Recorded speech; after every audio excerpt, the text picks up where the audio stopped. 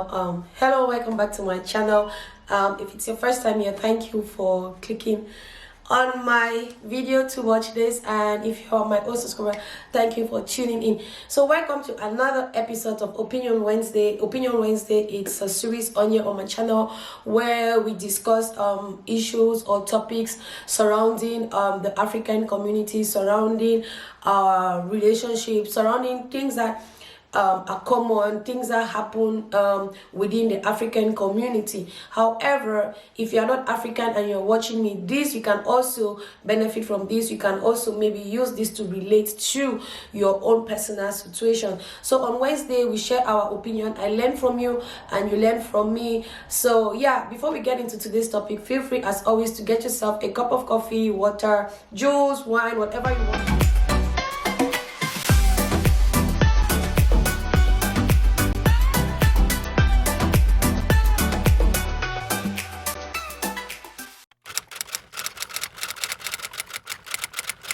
So guys, today's topic is a very sensitive one. It's a topic that I have had on my mind for a very long time, and I didn't find the time to record this video, but I didn't find the time to record it because motherhood happens, and I no longer pop in here to talk to you guys as often as possible or as often as I want to.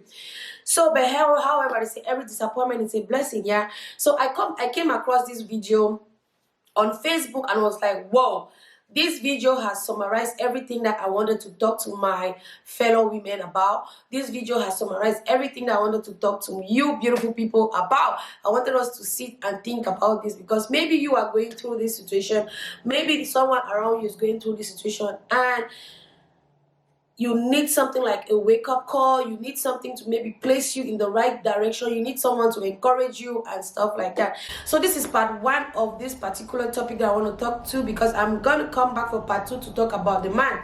But for today, we are going to talk about us. We are going to talk about us women. We are going to talk about us, especially the African women, because like I said, I grew up in Africa. I was born in Africa. I saw a lot of this. I lived with some.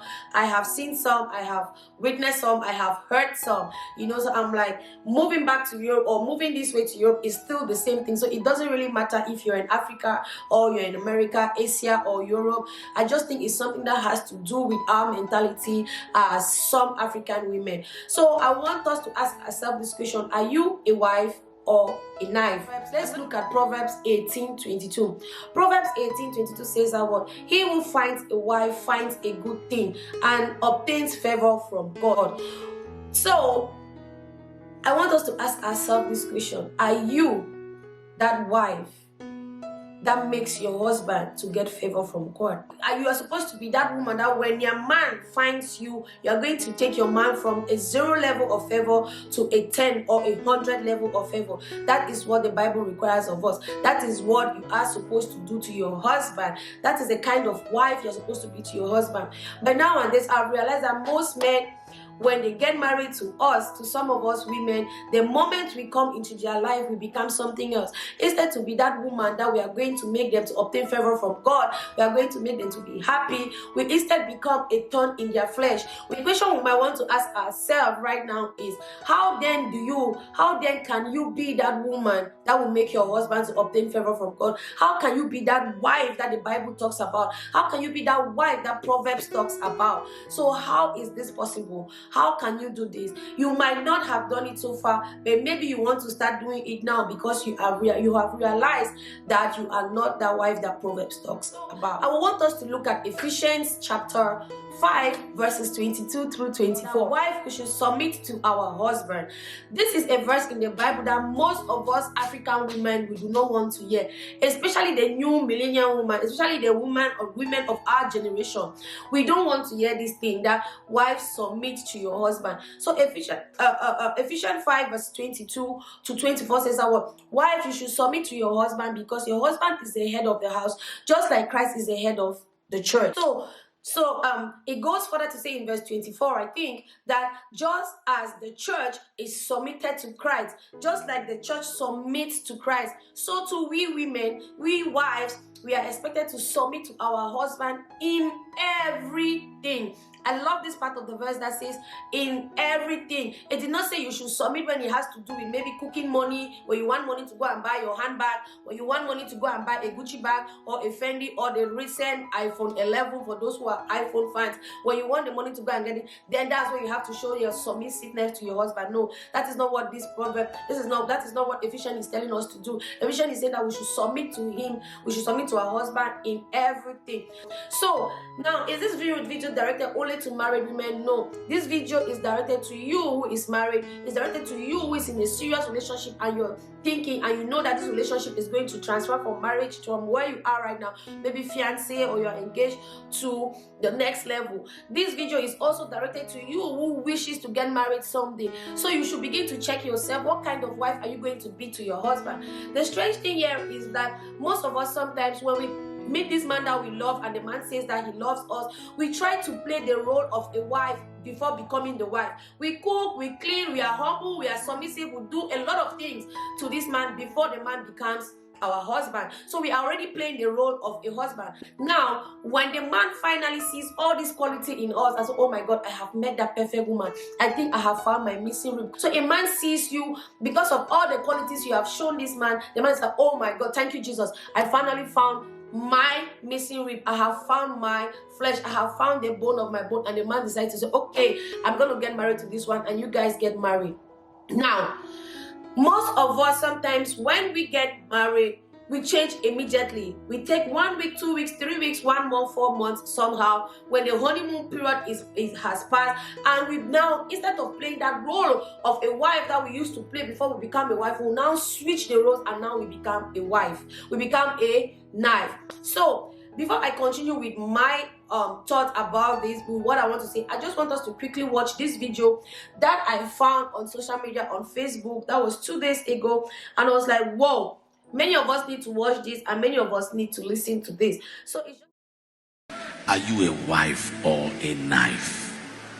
You are the one reporting your husband to everyone in your family to discredit him. Are you a wife or a knife? You are the one telling your husband, by the time I finish dealing with you, you will regret you came to the world. Are you a wife or a knife? You are the one teaching your children against your husband that their father is bad. Are you a wife or a knife? You are the one gathering money to look better than your husband. Before you are married to that man, you used to care for him all the time because you are trying to want to come in. After coming in, he's now a useless man, thinking if he wants to die, let him die. Are you a wife or a knife? You are saying you want to eat the fruit of your labor. Remember, you have boys among your children. What you do for your husband, in 200 times they will do for your son. How you want your biological son to be treated, treat your husband like that. If you want your son to be frustrated, keep frustrating your husband. If you want your son to die young, then do everything that will make your husband die young. Inside life, there is a life. I am not talking about prison. I'm talking about life.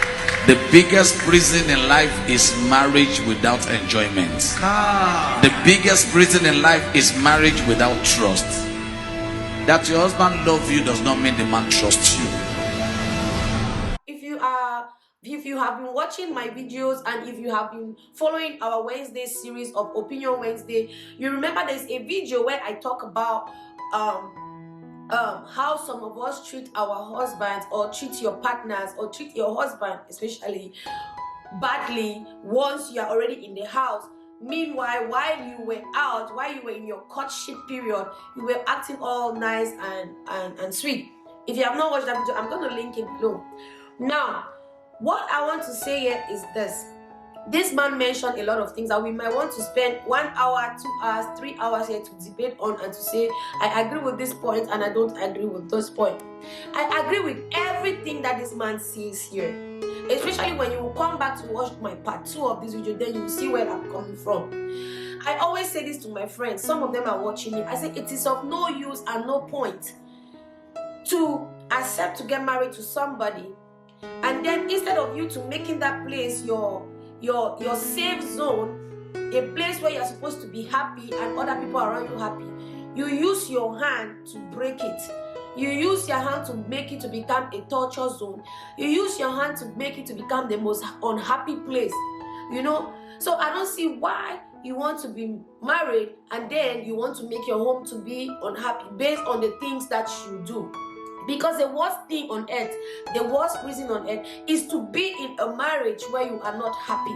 Is to be in a marriage where you don't feel loved. Is to be in a marriage where you feel tortured. Is to be in a marriage that you consider it like a bondage, and you start looking for reasons not to leave. For example, you say, I'm just here because of my sons. I'm just here because of my daughters. I'm just here because of my kid. And maybe I'm just here because I don't want to go and start all over again. That is not how marriage is supposed to be. Us as the wife, we have the role to play. We have the role to keep our home. We are the keepers. We were made like that. We were structured like that by God. Yes, I know there are some men out there that do the reverse of what the Bible requires of them. And I say it again, we are going to come back from part 2 when I'll be addressing the men and I'll be telling them what the Bible requires of you as a husband. But for today, let's focus on us, the woman. Let's focus on us, the wives. Let's focus on us, the mothers. What the Bible requires of us, whether we like it or not. The Bible has made it clear. The man is the head of the house. I don't care about if you're a feminist or you're not a feminist. I don't care if you have an extreme feminist or not. At the end of the day, what it is the fact that if you are a Christian, then you're supposed to practice what the Bible says. The Bible also has given us the right and the spirit of discernment, which means that the Bible has given us that spirit that we can be able to sit with our husband to say, okay, daddy, boo boo, sweetheart. Even though the Bible says you are the head of the house, you don't think that this decision that you want to take like this is not going to be beneficial to me or to the children or to us. Maybe we should do it like this. The Bible saying that the husband is the head of the house is not making the husband a slave master over us. Then again, I'm saying let's focus on us, the wife. We were made like this. We were made to be soft. We were made to calm tensions when places are high. But so now, if you are the one instead bringing petrol into your home, then you are not a wife. You are rather a knife. Some women, some of us back home in Africa or here abroad, sometimes we maybe due to situation, God has given us that talent that we are earning more than our husband. At the end of the month, what we bring in is more than what our husband bring in, and we tend to talk to this man the way we like. We tend to talk to him as if he was our child. We tend to talk to him as if he is just some man on the street. Why? Because we feel we have financial power over him. You are not being a wife. You are not being that woman that the Bible is talking about. You are being a knife, because you diminishing your man to that level is giving your man stress. Is making this man to have high blood. Is reducing this man to a level where he does not even consider himself as a human being. The man begins to think he is stressing, he cannot even focus. Maybe he will transfer that to his children, or maybe he will then jump and go out there to say, oh my God, I cannot have peace in my home because I am a man that does not end like my wife. Then he meets a woman out there that tends to show him love, that tends to show him comfort, that tends to give him that sanity that he requires from you that you cannot give him. And boom, what happens? The next minute he's tempted, and the next minute he falls. We come back from work, we are all tired. Yeah, if you are tired, you cannot cook for your husband because you are so tired. There is a way to tell your husband that, baby, please, can you fix something for us to eat because I'm tired? Or maybe I came back from home and this kid has been disturbing me. I haven't have time to make something for you. I am sorry. Please, can you fix something? Or please, can you give me 5 or 30 minutes so that I'll be able to fix our dinner for us to eat? Don't go and tell your husband when your husband says, oh my God, baby, I'm hungry. Is there food for me to eat? And you're like, what food? I cannot cook. I'm very tired. All of us went to work and all of us came back. I'm tired. You can go out to the kitchen and fix something for yourself to eat. There you are not being a wife. There you are being a knife to your husband. That is not what the Bible requires of you as a woman. Some of us, sometimes we sit in our house. We know very well that our husband's salary is like this. We know very well that in our home we have structured our home like this. We eat like this. we eat 3 times, we eat 4 times. We know that we have agreed that we are going to buy just a small Toyota Yaris or a small Toyota or a Camry or whatever car, because that is a level which our income at this point in time can get us. But then you go out there, you sit with your fellow girls, your fellow women whose husbands are riding in Range Rovers, in Rolls Royce, in whatever big car name that you can think in your head. While you guys are discussing and catching up, you're just thinking of how you're going back to the house to attack your husband. Boom. The moment you get to the house, you start whatever your husband is talking to you, is entering in this ear and coming out from this ear, because you're just thinking in your head like and you're looking for that split small thing that your husband will do for you to bounce on him, and you're like, hey, that is Anita. She came today with a Range Rover. Me, I'm tired of this car that I cannot drive 5 kilometers with it. It's only getting bad. This car that is like this car that is like that. And do you know that car like that, it is her husband who offered that car as a gift for her birthday? What kind of husband are you? You are a very useless man. You are this, you are that, you are that. My sister, you are not being that woman. You are not being that wife that the Bible requires of us. Instead of you to be a wife, you are being a knife. You are choking your husband. Some of us, we sit in our houses. Oh Lord Jesus. Some of us, we sit in our houses. We just want to be controlled because we are married to this man. This man is not supposed to send 1 franc to his family. Because we are married to this man is not supposed to maybe send 1 franc to that child that he had before he got married to you. Because sometimes we see, because we are married to this man is not supposed to take care of the sister when the sister needs help.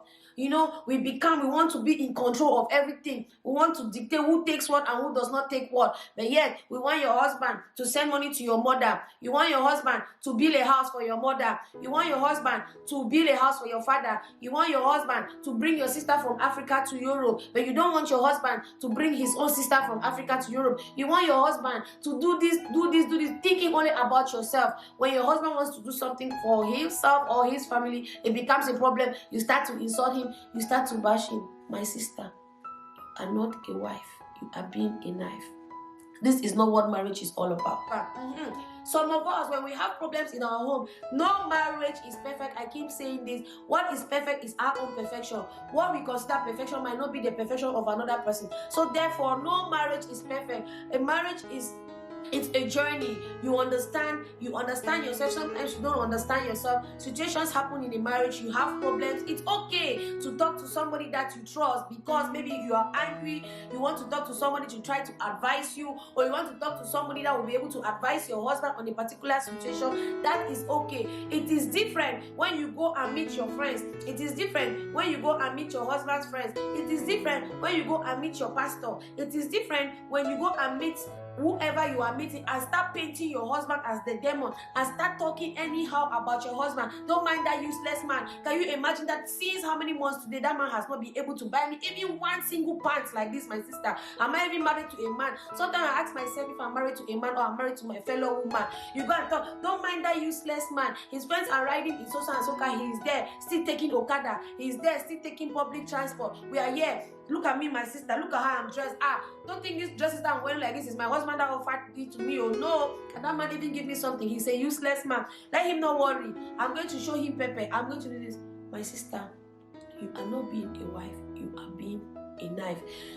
So, my sister, if you are watching me today and you find yourself in this situation, or you know someone that finds themselves in this situation, please try to have a think, try to have a rethink. Ask yourself why you got married in the first place. Ask yourself, is this what you want for yourself? Is this a kind of woman you want to be? Is this a kind of wife you want to continue to be to your husband? If you are someone who is not married and you are engaged to this person and you are just there pretending to be a wife, thinking in your head that tomorrow, the moment they put the ring on your finger, the moment you get into that house, and the moment your name changes and you become to answer Mrs. this person, you are going to show him your real color. Begin to think now, my sister, it's not going to benefit you. You cannot make somebody not to sleep and then think that you are going to have a sleep. You will also not sleep. Think of how you are going to make your home beautiful, because the union marriage is something beautiful if we want to make it beautiful.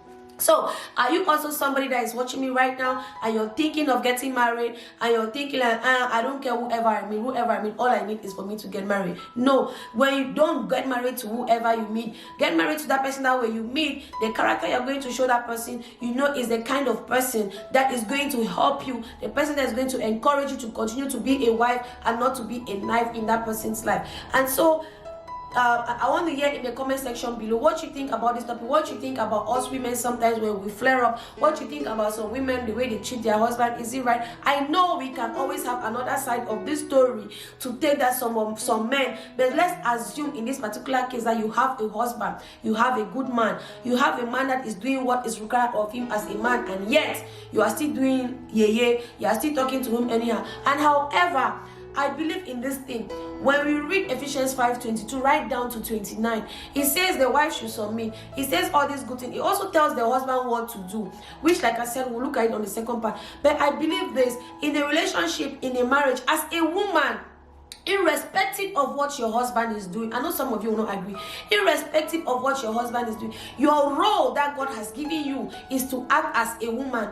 Play your part. Be submissive when you be submissive. Be the good wife that you have to be. Be the virtuous woman that you need to be to your husband.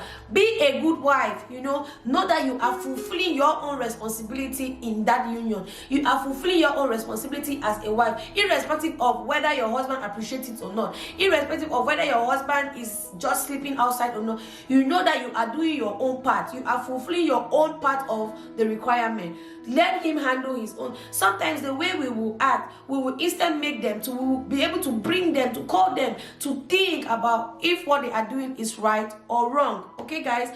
So with this, I've come to the end of this video. If you like it, don't forget to give me a thumbs up. Share if you want, and I'll see you guys in my next video. Bye. Mwah.